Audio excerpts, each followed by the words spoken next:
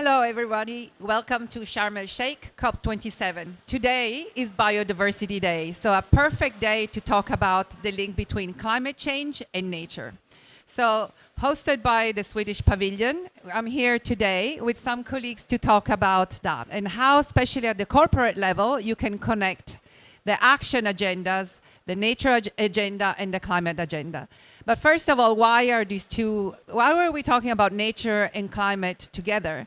We know that nature is impacted by climate change in an incredible way, but also the loss of biodiversity in nature impacts climate change, because the more we lose nature, especially deforestation and land degradation, the more impact we have on climate change. But if we turn this around, we can see that if we work with nature, protect nature, manage well our land, and restore nature, we can also contribute to climate by creating important mitigation outcomes. So I'm here today with Patricia Iglesias from the São Paulo Environment Agency. Welcome, Patricia. I'm here with Gilles Tisserand from Tetra Pak. Welcome, Gilles, and Alexander Schmidt from Normative, who is going to join us virtually. Hi, Alexander. Nice to see you on the screen. Excellent. So with these colleagues, we are really going to explore how do we connect agendas. We have companies and we have important stakeholders here that can talk about from different perspectives. So I'll start with a question for all of you, really about the interconnections. We see that, as I said, they're interconnected from the negative side, but they can also very much be interconnected from the positive side, the opportunity side. So from your perspective and from your position in the, you from government and business and research, what do you do to make this connection? I'll start with you, Patricia. So hello, everyone. It's very good to be here. Thank you for the invitation. What I can say is that CETESB, the environmental company of São Paulo, is one of the most important environmental agencies in Latin America. And we try to connect the license system with the protection of nature. We have this panel to talk about the connections we can have in nature-based solutions and also the license systems. We need to see that the point is not only avoid pollution, but we need to have a step more. We need to go under new steps to get these solutions. Talking a little bit about São Paulo, we have the most industrialized state in the country, in Brazil. Also one of the most populated, I can say the most populated in Brazil. And these characteristics present both challenges and opportunities for our state. And the environmental agents, I can say, has to be most attentive to attendance of normative limits of emissions to avoid pollution. But not only this. Usually, we need to have a kind of legislation that is more restricted than the federal level legislation, and that's the point for São Paulo, and I think this is a collaboration.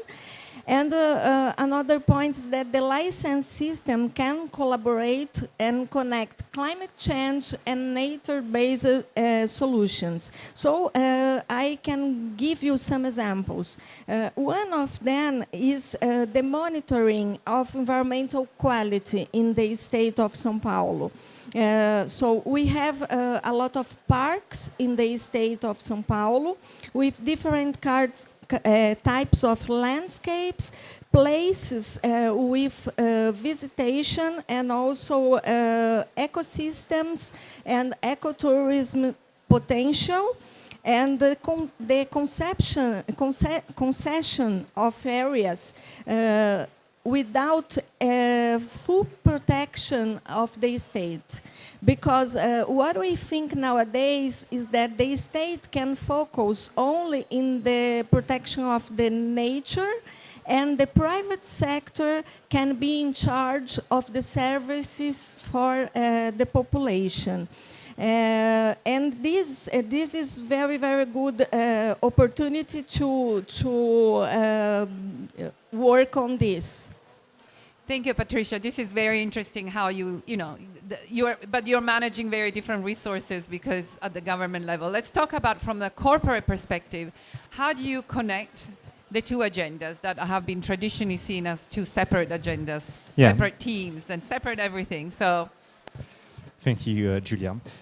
When it comes to Tetra Pak, I mean, what we need to remember is that eventually we have a presence in 160 countries worldwide. We are selling hundreds of billions of packagings and thousands of equipments on the ground. So when we think about our footprint, and I will think about the business footprint, we have to acknowledge that we have a great dependency on nature. So when it comes to Tetra Pak, it's about the raw material. So the paper board we buy from suppliers in Brazil, from suppliers in Sweden, it's important. And as we are providing solutions to the food industry players, we also have to realize that our customers, the food players, are also heavily dependent on nature. So that's a starting point that I wanted to make, because the in a way, resilience of Tetra Pak as a company and the food system is based on the resilience of nature. And as you've outlined, Patricia, there's a clear link that I think nobody can challenge about climate having a negative impact on nature, and nature being the ally to fight the effects of climate change. So when I look at how we've been driving that joint agenda, the first point is that we have to also realize that we indeed have in the past driven two separate agendas. A strong climate one, where for years now we have heavily pushed our climate reduction across the value chain. So typically minus 70% reduction of the greenhouse gas footprint in our operations in 10 years, minus 20% across the value chain, working with suppliers in Brazil, in Sweden, to really work into the reduction of the climate footprint. On the other side, we have also strengthened the leg around biodiversity protection, nature protection. Let it be through certification, let it be through traceability in the value chain. Now, the job that we are doing is really combining those two agendas together, because they make sense, because we can have a positive impact again on our climate footprint through working on nature conservation. And that's the reason why we have recently launched a land restoration program in Brazil, in the Atlantic forest, with the aim to restore 7,000 hectares of this Atlantic forest, and that will give us very positive output on climate, on local biodiversity, on the social communities. So that's the way clearly forward. There are obviously many challenges when it comes to how to measure biodiversity, how to measure nature. It's less easy than measuring climate impact, and that's also something that we have to keep in mind when we build this joint approach. I will ask you about that, don't worry. But before we move to actually tracking and measuring, which is key, is at the core of integrity for sure. But I just wanted to also ask Alex to tell me a little bit about, from normative perspective, how do you connect climate and nature? And then we move on to actually, while you start with that question, then you can also then tell us a little bit about the reporting, the measurement and the reporting. So two questions for one. Like it. That's great. So first of all, also from my side, thank you for having me now here remotely. Really happy to join and share a bit of our perspective. So just to emphasize a point that has already been made before briefly. So there is a direct link. I mean, climate change is one of the main drivers of biodiversity loss. Like that is a fact. And in turn, and that has just been said before, but again, just to stress this point, the destruction of ecosystems through climate change in turn limits, of course, the ability of nature to regulate greenhouse gas emissions. So we can get into this like vicious cycle of damaging the ecosystem, lowering biodiversity, and in turn then kind of hampering our own progress to kind of reduce emissions to begin with. So what we at Normative do is on the if you look at this from like a bathtub perspective, like we try to turn off the inflow of water. We try to turn off the tap, so to speak. So we help companies to accurately measure and then subsequently reduce their carbon footprint. And by that, we of course help to preserve the biodiversity and the ecosystems that then in turn can help us to further reduce and further sink carbon into the most natural ways.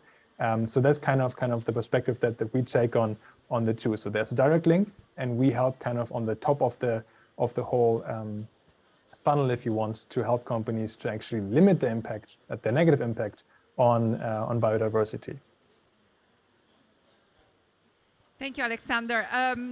So I like to go back to how, from a corporate perspective, what is your experience about measuring and reporting as well the link, the impacts of your efforts, and especially efforts related to nature and climate? So at Tetra Pak, as I've said, we've been engaged in the protection of forests now for a while, and it all started with lots of activities around voluntary certifications. So typically, we have pushed all our suppliers to have traceability, to have FSC chain of custody in their value chain, which enable us to in a way guarantee no deforestation, to guarantee traceability. So that was the starting point of the way we measured impacts on land more than nature. Now that we are moving to the next phase, which is acknowledging that, first of all, nature goes beyond land protection per se, but we need also to move forward towards restoration, so beyond the no harm. We are starting to touch all the questions that we've had in climate maybe 30 years ago on how to measure.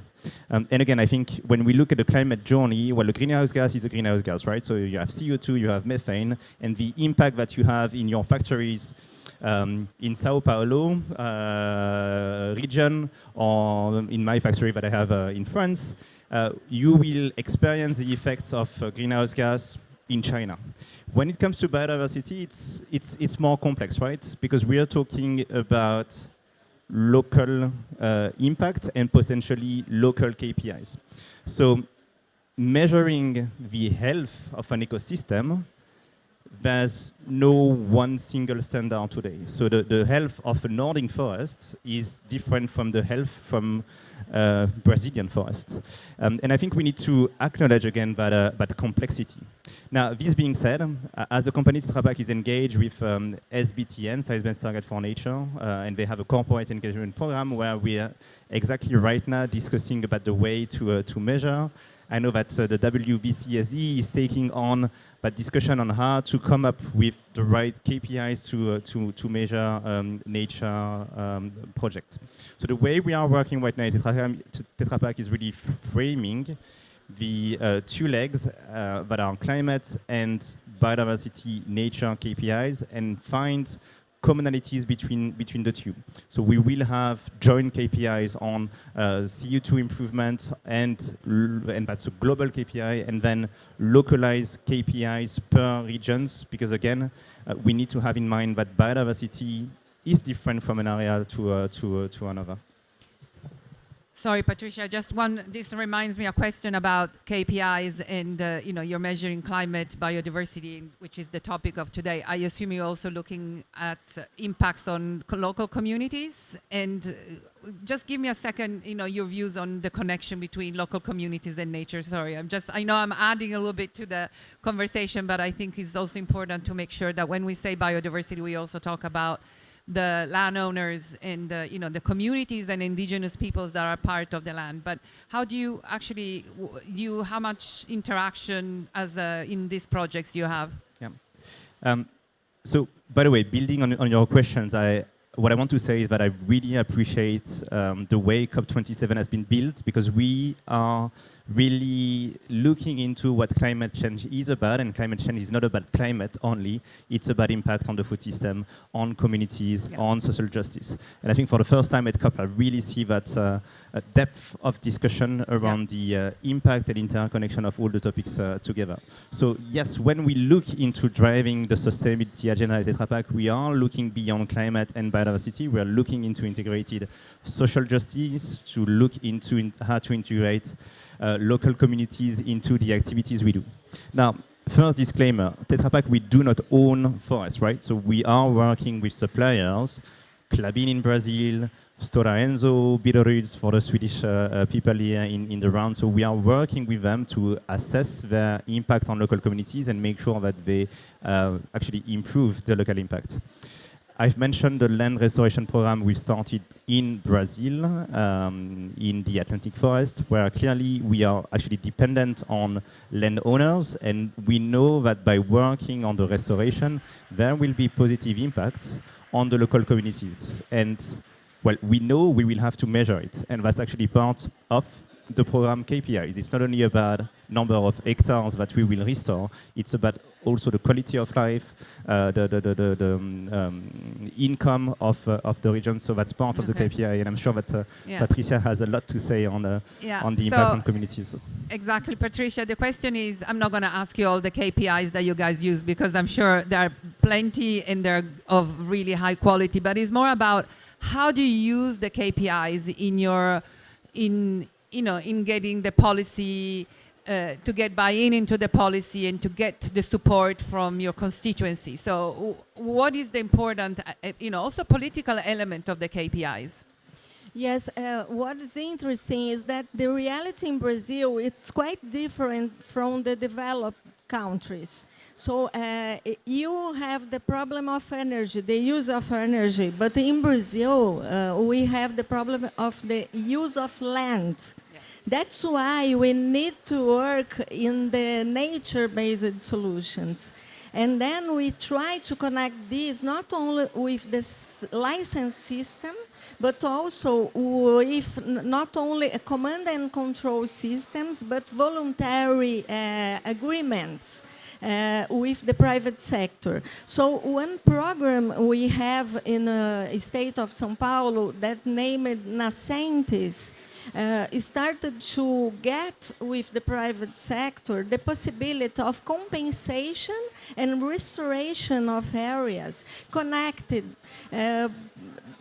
Landowners that had to recover the areas and companies that need to do the compensation. And with these projects, they could be together and do the compensation in the area of that owners. And with this program, in 4 years, we could recover more than 48 million planted. So it was hectares. So it was a lot for the state of São Paulo. And it's important to say that in São Paulo we have the Atlantic forests. It's different from Amazon, but it's very important. It's a biome from Brazil also, a protected area also. And we don't have the problem of deforestation we have in Amazon. It's quite different. And we don't have also the burn problem we have in Amazon nowadays. So the idea is to connect with the private sector and give support for them to choose areas that they can work in nature-based solutions, because this is not the main street work of the company. The company is like Tetra Pak, is working in another point. So we help to find these areas and connect the private company with some owner that need to recover an area. And this is a good way to recover areas in the state, I think. And looking for Tetra Pak, what I can say is that we are working a lot in reverse logistics also in the state. So in the packaging system, you can recover this, and we connect this with the license system also. So the companies cannot get the license in the state if they don't do the reverse logistics. And it's a quite good way to get the companies in this agenda, because 4 years ago we had almost 2,000 companies in this agenda, and now we have more than 7,000 companies working in this agenda. So in my experience as a CEO of the company is that we can connect with the private sector, not only with this command and control, giving multas, tax, but giving some opportunities to the companies. Patricia, this is great because you are, getting into the next question, which is about what are the measures that you use to leverage, right, to incentivize. So on this, let me ask Alexander, from your perspective, you do more the infrastructure for measurement and helping then service providers, but what would be for you the ideal leverage system to get people to be aligned in a system of measuring and reporting? Yeah, a very, very good question. And I agree with what has been said before around measurement, and data is key. If you have not measured both, of course, your own emissions, but then also impact you have, or maybe positive impact you can have through activities that we just heard around reforestation, for example, if you have not measured that, you can, of course, not take informed action or actually manage then your whole carbon footprint or carbon management, if we talk a bit more broadly. So the way that we, of course, work with our customers, I had before this like bathtub example. So both sides, I think, are important. One side is like getting the water out of it, meaning stopping the overflow, helping the ecosystem to be able to absorb more greenhouse gases. So that is on that side, we call this then carbon investments. So that we help customers, of course, to accurately also screen what would be carbon removal options that actually help to remove carbon permanently with the right additionality without leakage. So these kind of criteria to help them to assess high quality investments. At the same time, what we always say is do not try to ignore or you have to also tackle the part around inflow of emissions. So if you're only busy, getting the water with a small bucket out of the bathtub, but it still keeps flowing into it, you will be just, pushing the boulder up the hill, but it will roll down when you reach the top again. So we really encourage companies to first look at how can you reduce across your entire value chain the outflow or the inflow, in that sense, in a bathtub example, the inflow of emissions, and then at the same time, of course, looking in how can you help to actively restore the ecosystem. But for both sides, and that's so crucial, measurement really is important. Data and information is crucial. And if you do not get this right, and we see many, many companies, unfortunately, carving out a large part of their footprint or of emissions that they are accountable for, they fail to measure these, they fail to capture these. And if you do that, then of course it's many other efforts might be a bit less fruitful because you will keep filling up this bathtub with more and more emissions. So you have to actually tackle your carbon accounting from kind of like both sides of it. Thank you, Alexander. So, and let's ask then Gilles, from the company perspective, especially given that the value chain is long and complex, but what are the tangible, practical measures that you have put in place? I mean, you were talking about certification, and we know that it doesn't happen overnight to get all your suppliers certified and everything.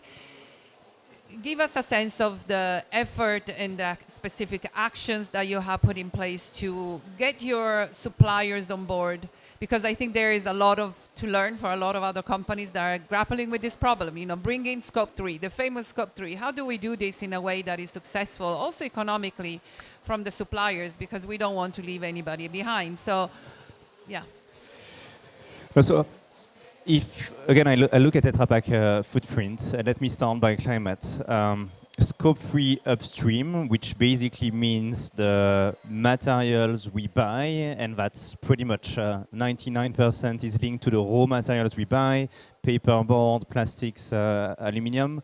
That part represents now 37% of the total footprint of Tetra Pak.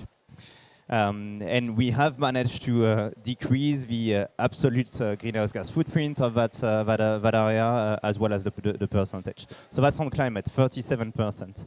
Now, if I look at the land-related impact, which is a good proxy for the nature/biodiversity impact, this upstream part represents 99.9% of my impact, because it's so wide, so huge in terms of size and volumes, that obviously any activities that we have to do related to nature, biodiversity, will be linked to land.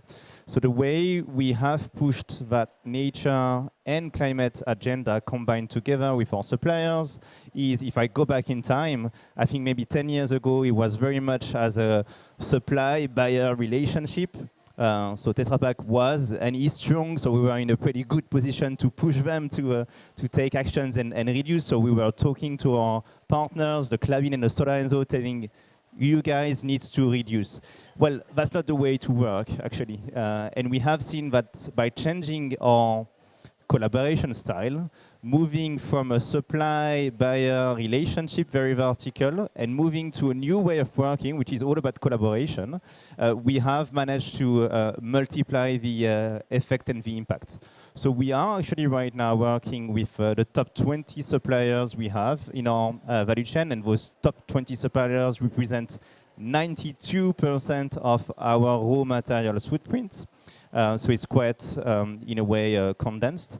And we have created a partnership platform called Join Us in Protecting the Planet, where we are working together. So I have paperboard suppliers from Brazil sitting with paperboard suppliers in Sweden, and we are discussing together on how to improve production. And it's the same with aluminum suppliers and plastic suppliers. So moving towards that collaboration style has changed the dynamics and has increased the impact. So that's not exactly your questions, but I wanted to make a clear point about collaboration being key, even between the private sectors area. Now, if we go into the details, within that Join Us in Protecting the Planet platform, we still have actually put targets to all of our suppliers. So we have asked them to report to CDP, Carbon Disclosure Program, when it comes to forest, when it comes to climate. And we will soon do the same on water, at a time where Tetra Pak will also report to CDP Water.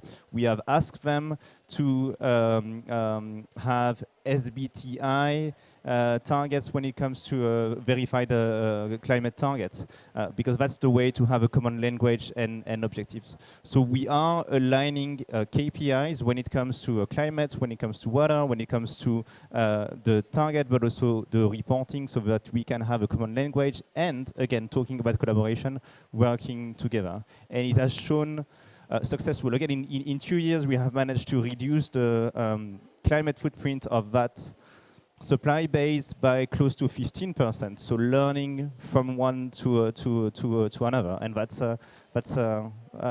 just fantastic success.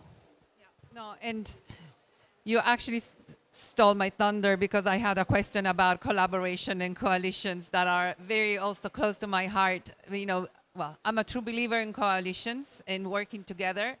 So Patricia, what is your, because I think a lot of coalitions, there are coalitions that are single stakeholder, but there is also the multi-stakeholder approach. So what is your experience in your region? Yes, Julia, I really believe on that. In my opinion, this is the way to get the solutions, not only for climate change, but for our agenda in environmental protection. So as a subnational government, 3 years ago, we decided to have in São Paulo Environmental Agreement, like Paris Agreement, but playing this role in the state of São Paulo. So how the region could help the companies in our state to go in this agenda. And then we started this kind of coalition with 55 companies in the state, just helping them in a voluntary agenda. I have to say that's not connected with the license system, but the idea was to help the companies to get away in the climate change. So what they were doing and how we could help. We started a climate change chamber inside the company and put big companies like Tetra Pak and another small companies together because they could have the same experience and one could help the other. But what I can say now is that in 3 years we could grow from 55 companies to 1,600, more than 1,600 companies in the state of São Paulo. And now we have also observers like UNEP that is an observer in this agreement from São Paulo. So we need to connect. When we talk about SDGs and SDG 17, I really believe on that. We need to connect the private sector, the public sector, the academia. I'm also a professor in the University of São Paulo, and we need to put the students working in real projects that the companies need, not only working in theory, not only projects in theory. I'm in charge of the environmental area in our university, and now we have some projects that put these PhD students just working in real projects to help the private sector, to help the public policies. And I think this is the only way we can go in the climate change agenda, and we can get the targets from Paris Agreement, in my opinion. Thank you, Patricia. This is really inspiring because you're talking about, creating a coalition, but you also mentioned youth in the same time. So how do you bring the new generations at the table and be part of the solution, which is so important, and give them an opportunity also to learn?